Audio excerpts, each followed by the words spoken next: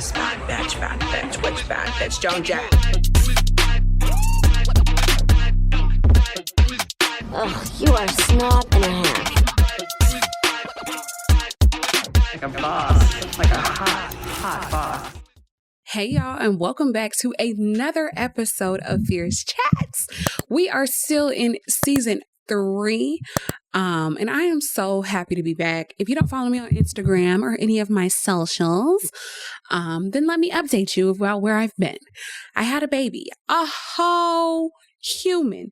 Moms, y'all, I don't know what to say. I don't feel like y'all gave enough detail in regards to how crazy it is bringing in a human into the world. It's not a game. It's not a joke. So shout out to all my mommies who did the damn thing. I'm proud of you, sis. I'm mad proud of you. So what y'all been up to? What's been going on lately? I cannot wait to be outside this summer. That literally was all I was looking forward to. I was pregnant during every single season. Freaking summer, freaking the holidays. And if you know me, you know I love me some crema.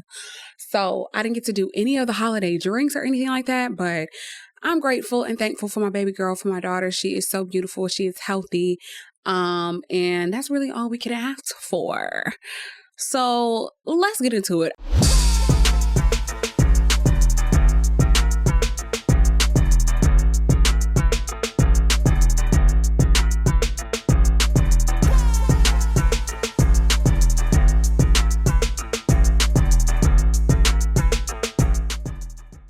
Really, honestly, had been while I was, baking a whole baby. I've been sitting over here kind of looking and kind of thinking like, what do the girls really need? So our topic for today is situationships, because I literally was looking at Netflix. I was looking at Love is Blind season 8. And I believe this was episode 11. So by the time this comes out, we probably have seen the weddings. We probably have seen the reunion and things like that already. But I'm going to give you my take. Let's do that. I'm going to give you my take on what I think about this particular couple, Lauren and David. I'm trying to figure out why we are staying in relationships that are undefined, that have no future in sight, trying to figure out what he wanted to do with you. And girl, you're not even past the talking stage. Honestly, the talking stage is actually absolutely ridiculous. I had someone finesse me, okay? Finesse me when I was in college, okay? So when I was in my 20s and things like that. I really want to be specific about that because a lot of y'all is getting excused like, oh, well, I had never done this before. I don't care. I don't care. If you're past your 20s and you still found yourself into a situationships, I want to talk. I want to have a quick fireside chat. But anyways, when I was in college, this man was like, we're going to be talking. And through our whole relationship, he never referred to us as girlfriend and boyfriend. He literally always said we were talking. And at the time I was like, oh, okay, I guess that makes sense. We were talking for years. Just to kind of put it out there. We never made it out. Nope. Never made it out. And at that time, I would say that I have the headstrong head that I have currently, but I guess not. Because how in the world are you bamboozled to being in a quote unquote relationship with someone, but you're talking for years and never a girlfriend? And I'm not here to shame. Okay, my fierce girls, I'm not here to shame. However, I am here to keep it real with you. And what I was doing way back when was goofy. So if you're doing it now, you're a goof. But we love you. We love you. We love you down. So anyways, Lauren and David. I was immediately triggered by this episode 11. Yeah, immediately triggered. This man is making a big deal with Lauren about the fact that she was talking to someone or dating someone prior to being on the show. And he said his friends told him about it. First of all, by the way he said it, I already know bad bitch energy. This man is a bad bitch and you can't really do nothing with that. That's not pride. That's not ego. That's insecurity. And you can't operate with somebody who claims and kind of like puts on to be confident and they're really insecure. They really know who, who they want to I guess I would say target. Oh my gosh. They know who they want to target because they end up talking to somebody who is even more insecure than they are. So they seem to be confident and they're really not. And I don't even want to say the person that they're talking to is more insecure. I just think that sometimes in relationships, the people or the person that seems to like care the least seems to have the most power. And then they end up taking advantage of people who are just like wearing their heart on their sleeves. And that's what I'm going to say. I'm not going to say that that necessarily makes the other person super insecure, but the person who's manipulating is absolutely insecure. So anyways, David, this young man, he's sitting over here making Lauren cry over and over again. Like, oh, I can't get past it. I'm trying to get past it. We haven't hooked up. That's what it comes down to. SEX. That's literally all it comes down to. He does not care about anything else. He does not care about her at all. And I think that this is how men sometimes end up getting women in situations they have no business being in, is because they put on that they actually do want to be in a committed relationship. And then the first thing that comes up that they can use against the young lady, they do. And that's what I feel like is going on here with Lauren and David. He has no plans of being married for real. So if this comes out and they actually have a wedding, I stand corrected. And to be honest with you, I still won't stand corrected because I know it's not going to last. Nope. It's not going to last. He's manipulative as hell. He literally is saying like his family and friends don't want to come and see her, just really making her feel really bad all about the fact that she was dating or hooking up with someone prior to being on her show. And I honestly really hate that she even had felt like she needed to explain herself. But again, this was a wolf in sheep's clothing because he acted like he wanted to be married when he really does not. And so therefore she's trying to respect her future husband by explaining and over explaining herself when this is really irrelevant. Like, if you with me, you with me. And she even said that he told her that, I don't really care about that. I don't really care about your things. Cap. Colin Cap. And unfortunately, even though they're on this show for love and marriage and things like that, this is a situationship. A situationship, I feel like, is something that's undefined and it has no trajectory for a future. And you can't seem to get past like simple things in order to kind of, get to a place to where you can define.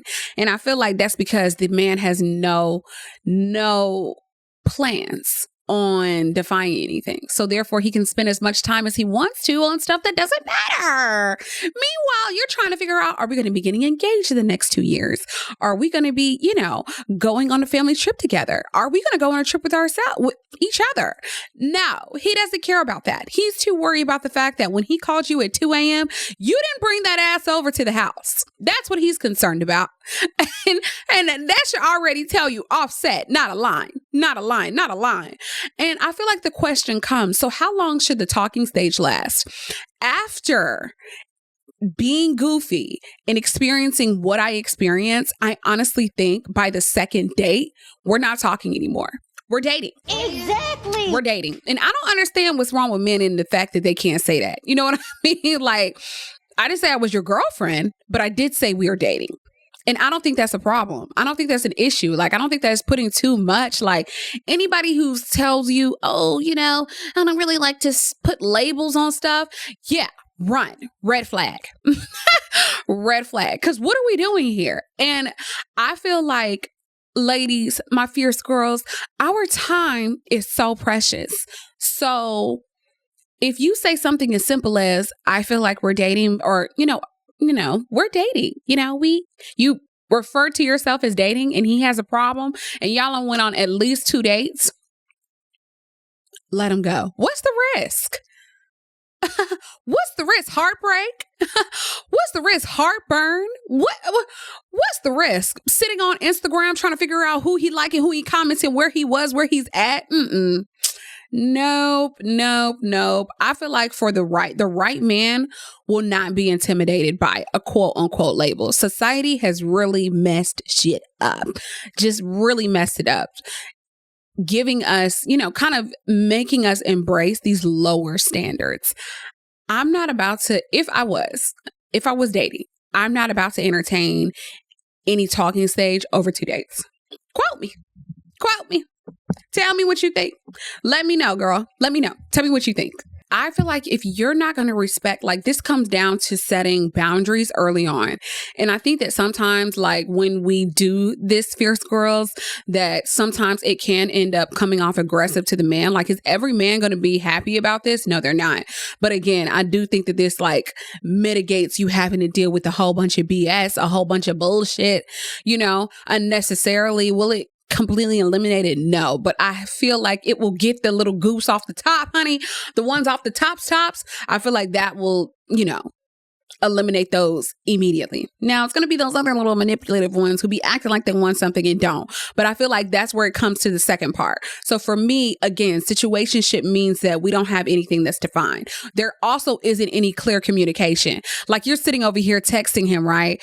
And then y'all texting and y'all have a cute little rhythm going on for like a week. And then the next week, he all of a sudden doesn't text good morning. Red flag.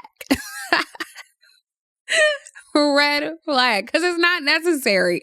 Literally texting me back, coordinating times to get to know each other more is not that hard and not that difficult. And anybody who is not able to do so wants you to be in a situationship. Yes, girl. Yes. Period. Wants you to be in a situationship.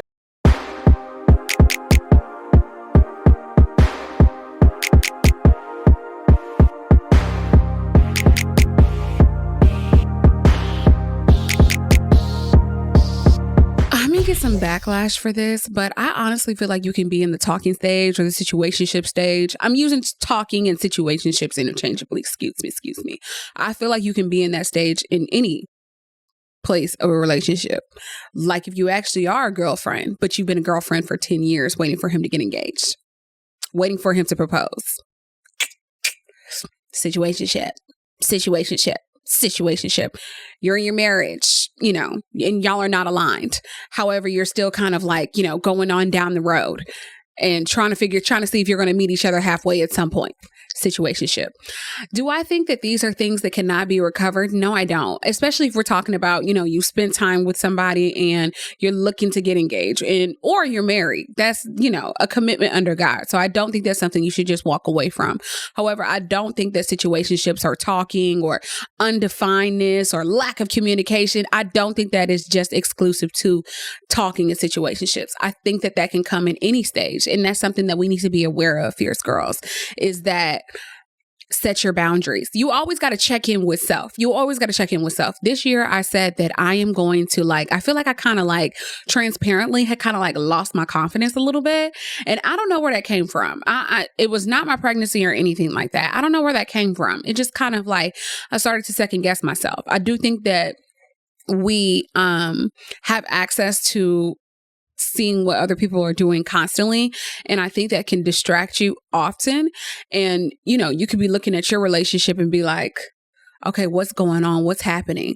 And when you get caught up in that space where you're comparing and you're looking at other people and trying to figure out why you're not in that same space, I do think that distracts you from focusing on your boundaries, from focusing on what makes sense for you, from focusing on what's going on. That young man, he did not text back 3 days in a row and you still trying to figure out if y'all going on a date or not because you distracted because you over here looking at Kimberly, on Instagram and stuff like that. And she looked cute with her little big roses that she got behind her shoulder and shit.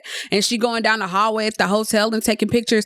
And you just trying to, and meanwhile, you letting that young man fall by the damn wayside.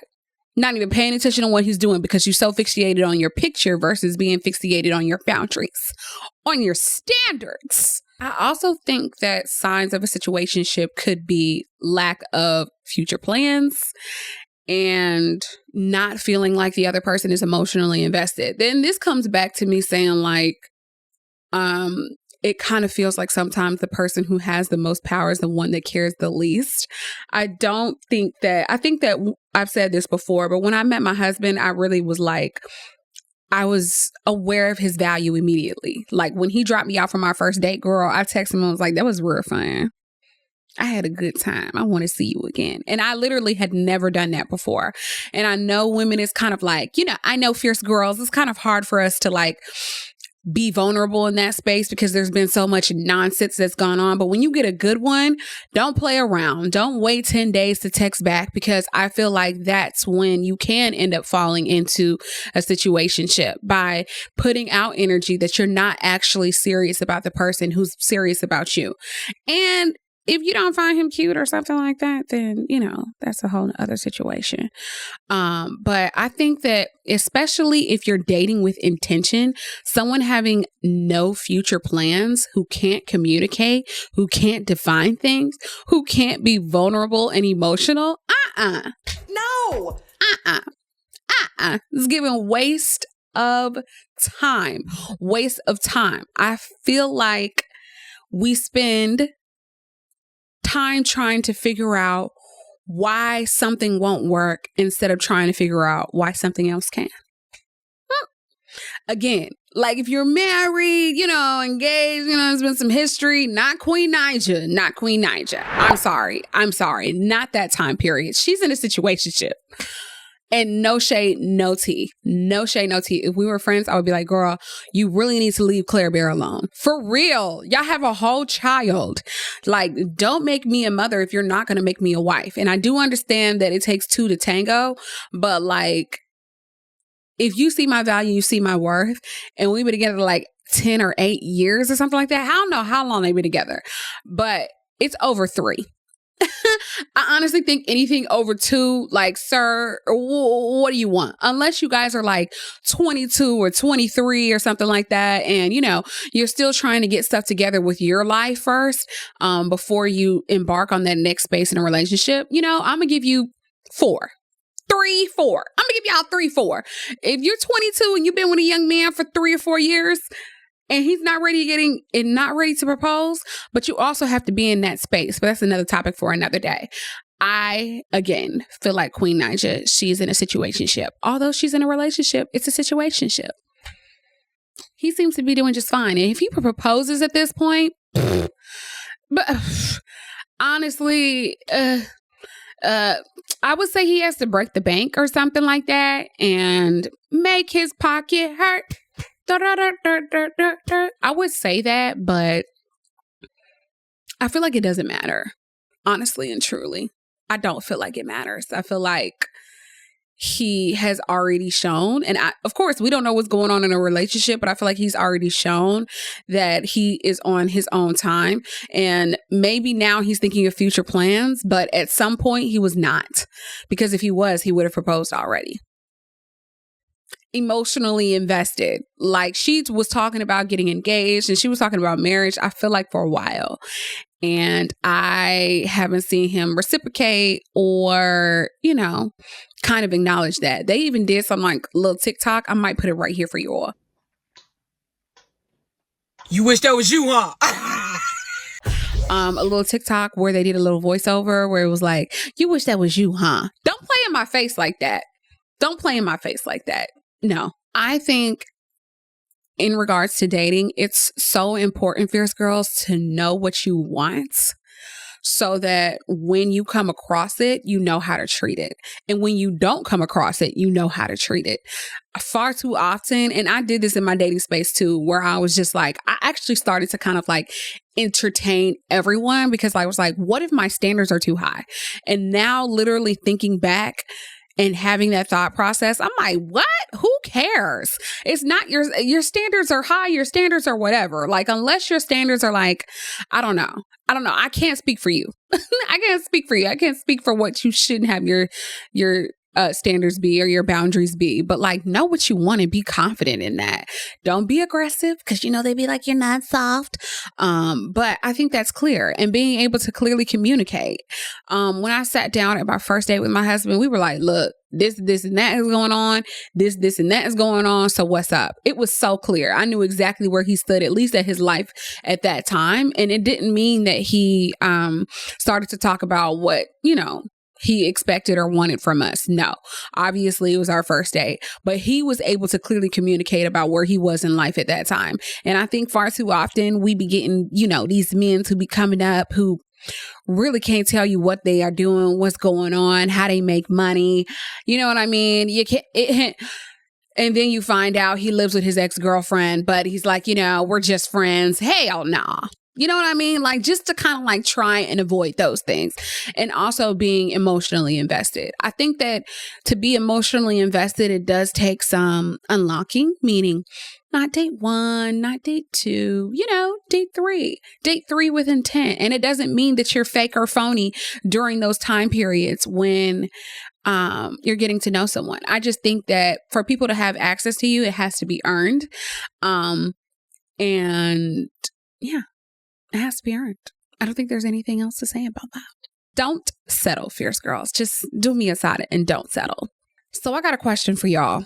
What is the longest that you stayed in a situationship or a talking stage? So let me know, what is the longest that you have been in a situationship or a talking stage? And what made you leave? Or what made that person commit? Put it in the comments below. Let me know if you're listening. Come on to YouTube and put the comments below, or come to my Instagram and let me know, or DM me. I'm very curious. DM me at the Fierce Chats Podcast, girl, and just kind of let me know. You know what I mean? But overall, I'm so happy to be back, my fierce girls. And in the year 2025, I know we be like every year is our year, but this is our year. All right, y'all. Catch you in the next one. Bye.